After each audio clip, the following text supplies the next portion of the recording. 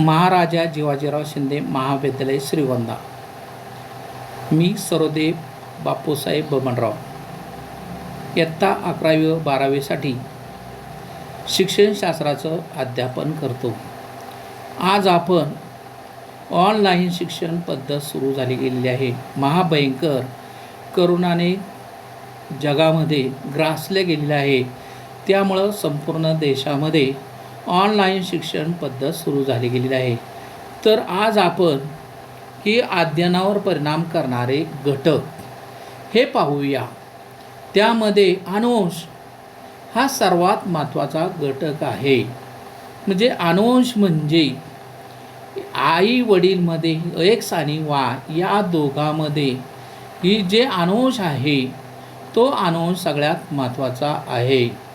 मग आईच्या मध्ये अनुवंश जास्त प्रमाणात अनुवंश हा जास्त प्रमाणात प्रभावीपणे असेल तर आपण काय करतो की तो अनुवंश कधी बालक जन्माला आल्यानंतर की जसाच्या तसा आई किंवा वडिलांचा अनुवंश जसाच्या तसा काय होतं की त्या बालकाच्या शरीरामध्ये हा वाढत असतो आणि जशाच्या तसे डिक्टो हा फोटो म्हणून जन्माला येतो. मग अनुवंशामध्ये की सर्वात घटक महत्त्वाचा आहे. मग घटकामध्ये की आईच्यामध्ये किंवा आईच्यामध्ये जी गुणसूत्र आहे तीच गुणसूत्र मुलामध्ये येत असतात.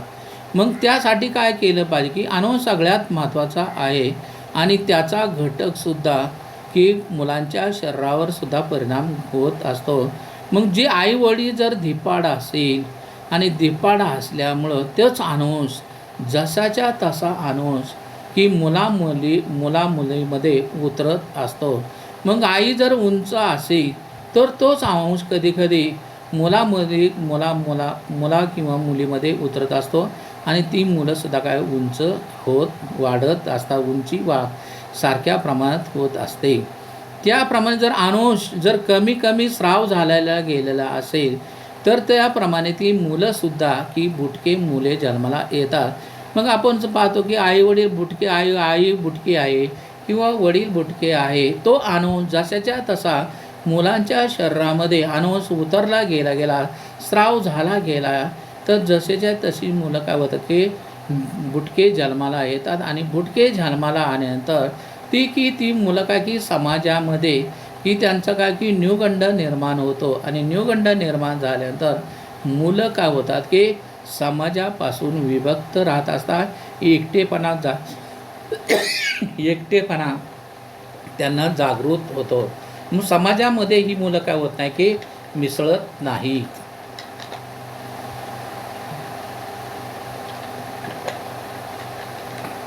दुसरा मुद्दा पाहू की परिसर की आपल्या शेजारी पाजारी की जो परिसर आहे तो आपल्याला काय होता की चांगल्या प्रकारे शिक्षण देतात. मग परिसरामध्ये जर जंगल असेल तर जंगलसुद्धा आपल्याला काही झाडेसुद्धा की चांगल्या प्रकारे काय होतं की शिक्षण देतात. मग त्यासाठी काय पाहिजे की आपल्याला परिसर स्वच्छ असला पाहिजे, आनंदित असला पाहिजे, स्वच्छ वातावरण असलं पाहिजे आणि त्यामुळं आपल्याला हवासुद्धा किंवा आपल्या त्याचा परिसरातसुद्धा आपल्या शरीरावर आपल्या मनावर सुद्धा काय होतं की परिणाम होत असतो. त्याप्रमाणे की आंतरिक घटक भरपूर आहे. प्रभावी व परिणामक की अध्ययनावर परिणाम करणारे घटक विचारात घेणे गरजेचे आहे. मग अध्ययनावर परिणाम करणारे घटक ही पुढील प्रमाणे आहेत. तर अध्ययनावर परिणाम करणारे घटक पहिला घटक आहे की वय म्हणजे अनुवंश. म्हणजे अनुवंश हा व्यक्तीच्या वय जसे वाढत जाते तशी त्याची अध्ययनामध्ये क्षमता ही वाढत जाते. विशिष्ट वयापर्यंत अध्ययन क्षमता वाढते. मग वयाच्या 0 ते 25 वर्षापर्यंत प्रत्येक बालकाने काय केलं पाहिजे की अध्ययन चांगलं केलं पाहिजे, ज्ञानप्राप्ती केली गेली पाहिजे. जर वयाच्या 25 वर्षापर्यंत जर त्यांनी अध्ययनामध्ये यश मिळवले नाही, आलेख वाढवला गेला नाही तर जीवनाचं सार्थक होणार नाही. मग त्याप्रमाणे जे की आंतरिक घटकामध्ये वय सगळ्यात महत्त्वाचं आहे. त्यानंतर परिपक्वता, शारीरिक व मानसिक परिपक्वता असल्यास अध्ययन सुलभ होते. मग अध्ययन करताना परिपक्वता असले पाहिजे, शरीर चांगलं असलं पाहिजे, शरीर सदृढ असलं गेलं पाहिजे. शरीर जर सदृढ असेल, आनंदी असेल, उत्साह असेल तर आपल्याला चांगल्या प्रकारे काय होतं की अध्ययन चांगल्या प्रकारे होत असतं किंवा मानसिक परिपक्वतासुद्धा चांगली होत असते.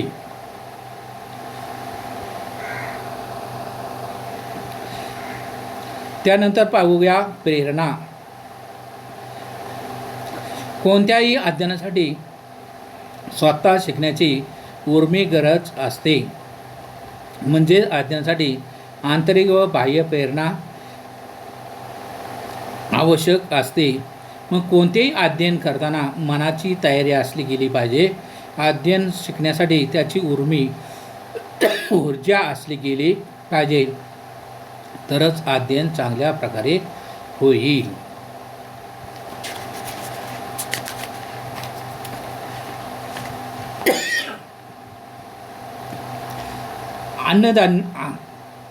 अवधान व अभिरुची.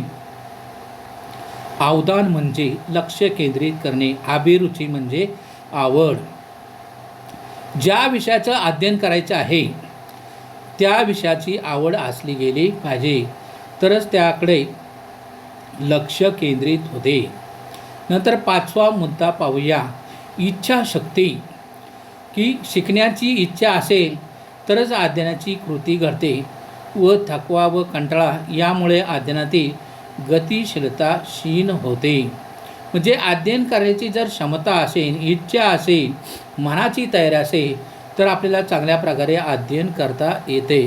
जर मनाची तयारी नसेल तर चांगल्या प्रकारे काय होणार नाही, अध्ययन होणार नाही, लक्ष केंद्रित होणार नाही. आणि लक्ष केंद्रित न झाल्या गेलं तर अध्ययन होणार नाही, ज्ञानप्राप्ती होणार नाही. त्यासाठी मनाची व शरीराची तयारी असली गेली पाहिजे. म्हणजे कोणती कृती करण्यास सांगितले गेल्यास किंवा एखादं काम करायचं आहे, एखादं यंत्र हाताळायचं असेल तर अगोदर त्याची काय केली पाहिजे की माहिती केली गेली पाहिजे, माहिती करून घेतली गेली पाहिजे, प्रत्यक्षरित्या ती हाताळली गेली पाहिजे, कृतीत आलं गेलं पाहिजे.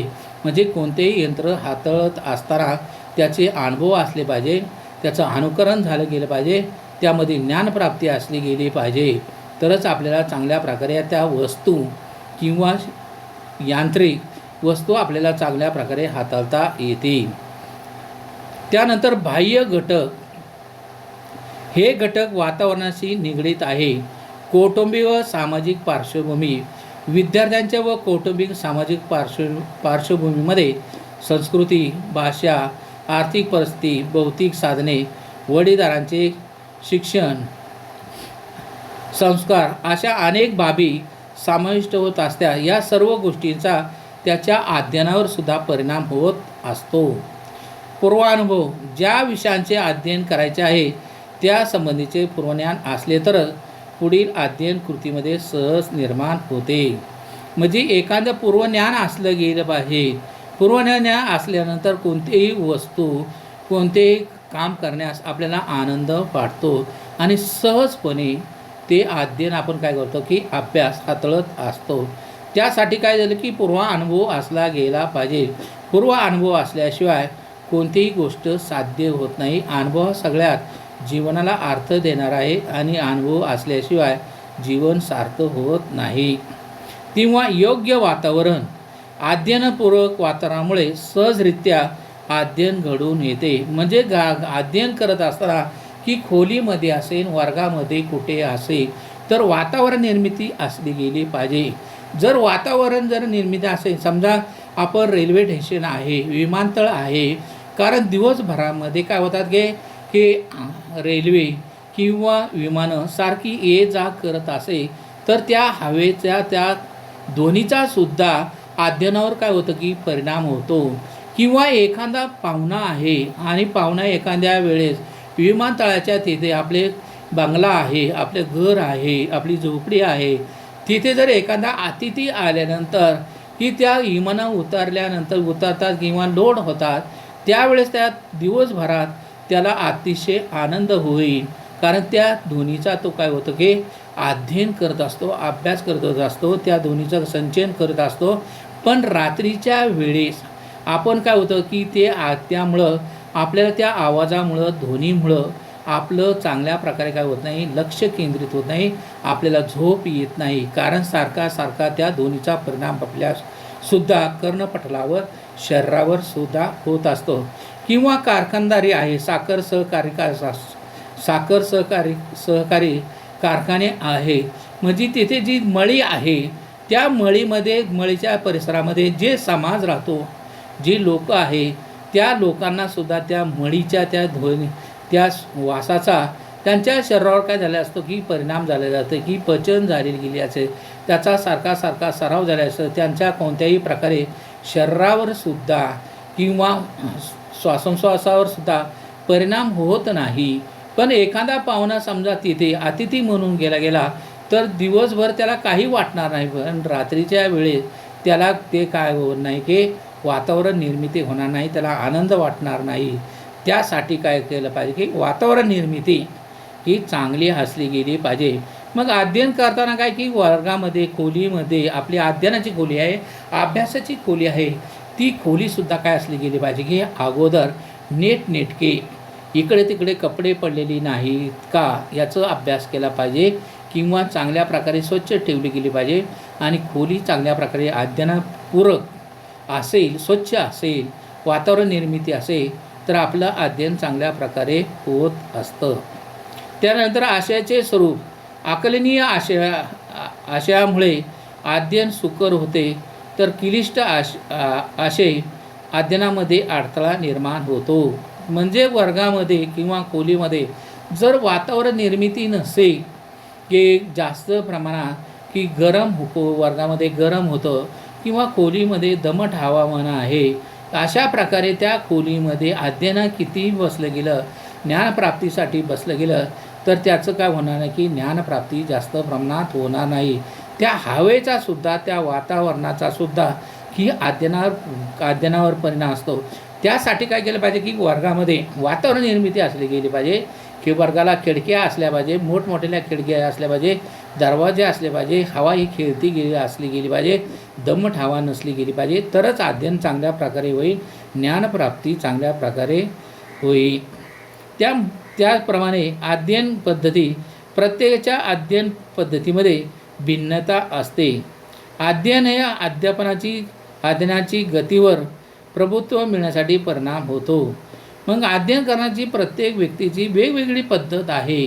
काही मुलांना काय होतं की वाचन कौशल्य करत असताना, ज्ञानप्राप्ती करत असताना दोन प्रकारचे आहे, मुख वाचन आणि प्रगट वाचन. मुख वाचन म्हणजे मनातल्या मनामध्ये वाचन करते. म्हणजे काही मुलांना मुख वाचन केल्यानंतर, मनातल्या मनात वाचन केल्यानंतर ते ज्ञानप्राप्ती होते. पण काही मुलांची अशी परिस्थिती आहे की वर्गामध्ये सगळ्यात मुलं सारखी नसतात, म्हणून काही मुलं काय होतात की मुख वाचन करतात, काही मुलं प्रगट वाचन करतात.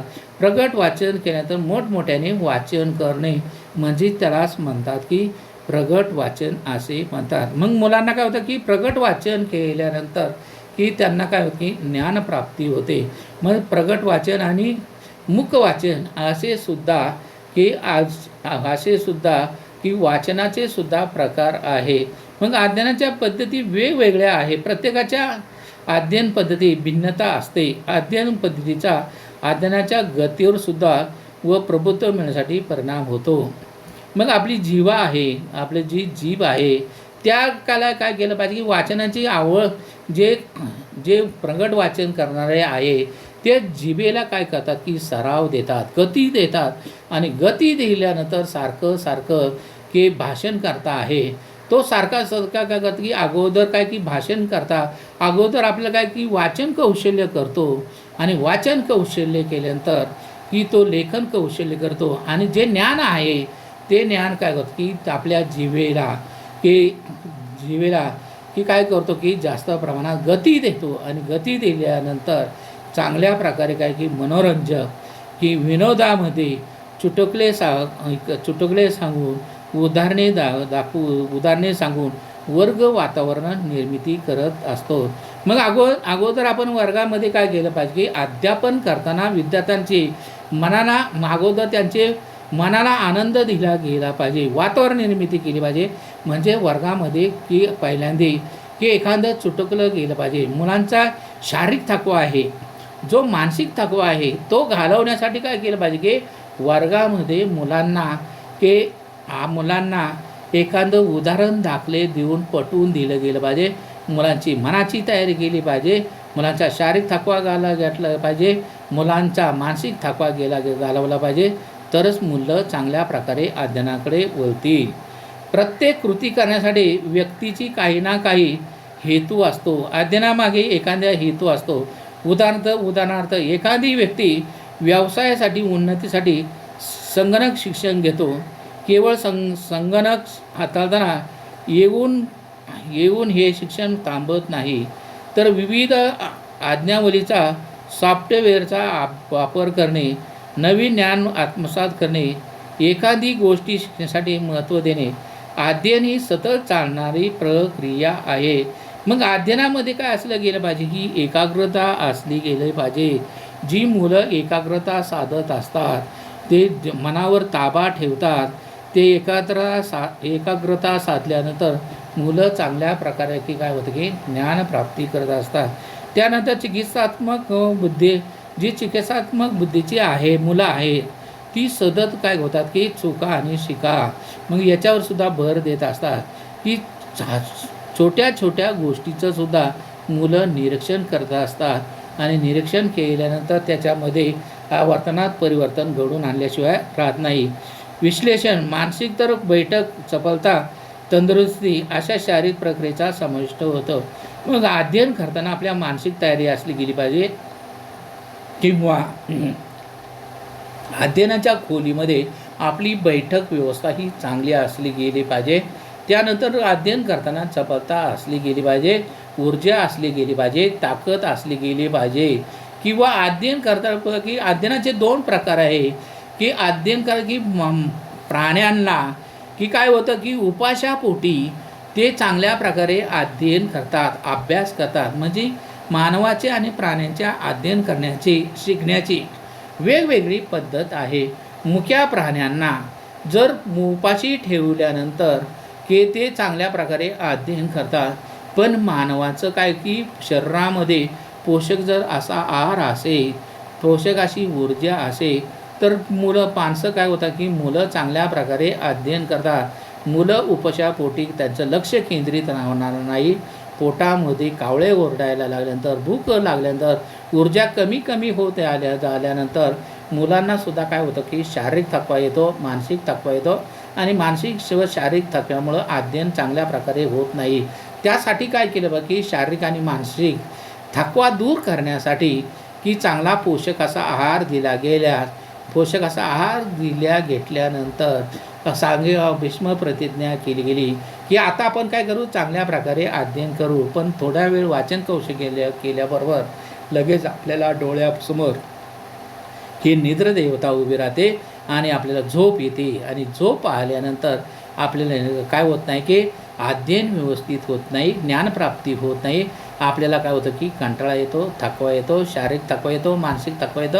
आपोआपच काय होतं की शरीर हे स्थूल बनतं आणि स्थूल बनल्यानंतर की झोप येते आणि झोप झाल्यानंतर की परत आपण अध्ययनात बसल्यानंतर परत ताजेतवाना होतो. म्हणजे की अध्ययन करताना की काय होतं की झोप सगळ्यात रामबाण उपाय आहे. आणि एकदा जर तुम्ही ताजेतवाना झाला, ऊर्जा निर्माण झाल्यानंतर तुमच्या हातामधून चांगले कामे होतात. तेव्हा कामगार असो, विद्यार्थी असो, कोणी असू दे की त्याला अगोदर काय की शरीराचे शारीरिक मानसिक तयारी असली गेली पाहिजे. तरच मुलं काय होतात की चांगल्या प्रकारे अध्ययन करतात. की अध्ययनामध्ये सुरुवातीस अडथळे येतात, सहजकृती होत नाही. कधी काय होतं की समजा शाळेमध्ये जे क्लर्क लोक असतात, त्या क्लर्क लोकांना काय की सारखं लिखाण कौशल्य करतात आणि लिखाण कौशल्य आल्यामुळं मानसिक थकवा येतो, शारीरिक थकवा येतो. आणि शारीरिक मानसिक थकवा शरीरामध्ये की प्रवेश केल्याबरोबर लगेच काय होतं की की आपल्या काही भरपूर अशा चुका होतात. सारख्या सारख्या चुका झाल्या गेल्या तर आपल्या मनाची तयारी होत नाही की थांबा आपण काय करू, थोडे ताजेतवाना होऊ. मग त्याच्यामध्ये ऑफिसमध्ये किंवा कार्यालयामध्ये की मनोरंजनाची साधने असली गेली पाहिजे, की म्हणजे त्याच्यामध्ये FM असला पाहिजे, दूरचित्रवाणी असली गेली पाहिजे किंवा चहा सर्वात महत्त्वाची की मुद्दा हे आहे, मुख्य घटक आहे की चहाने सुद्धा, कॉफीने सुद्धा किंवा एखाद्या पेय पिल्यानंतर की त्याच्यामध्ये सुद्धा आपल्याला काय होतं की शारीरिक थकवा जातो, मानसिक थकवा जातो, परत आपण ताजेतवाना होतो व आपल्या हातामधून काय होत नाही की सहजपणे चुका होत नाही. मग त्यासाठी की यावर प्रभुत्व मिळण्यासाठी आपण जे प्रयत्न करतो ते म्हणजे समायोजन होय. समायोजन म्हणजे काय की परिस्थितीशी जुळवून घेतलं गेलं पाहिजे. उदाहरणार्थ संगणक आहे, अध्ययनासाठी संगणकाचा भाग हार्डवेअर आहे, सॉफ्टवेअर आहे, रचना आहे, प्रक्रिया आहे, विविध कमांड आहे. यामध्ये की परस्पर संबंध, आकृतिबंध समजणे महत्त्वाचे आहे. म्हणजे ते सुद्धा अध्ययनामध्ये विविध प्रेरणा असतात, त्या सतत काही ना काही शिकण्यासाठी उर्मी, स्वप्न प्रगती, सक्षम होणे, आनंद मिळणे व पदवी घेणे इत्यादी आहे.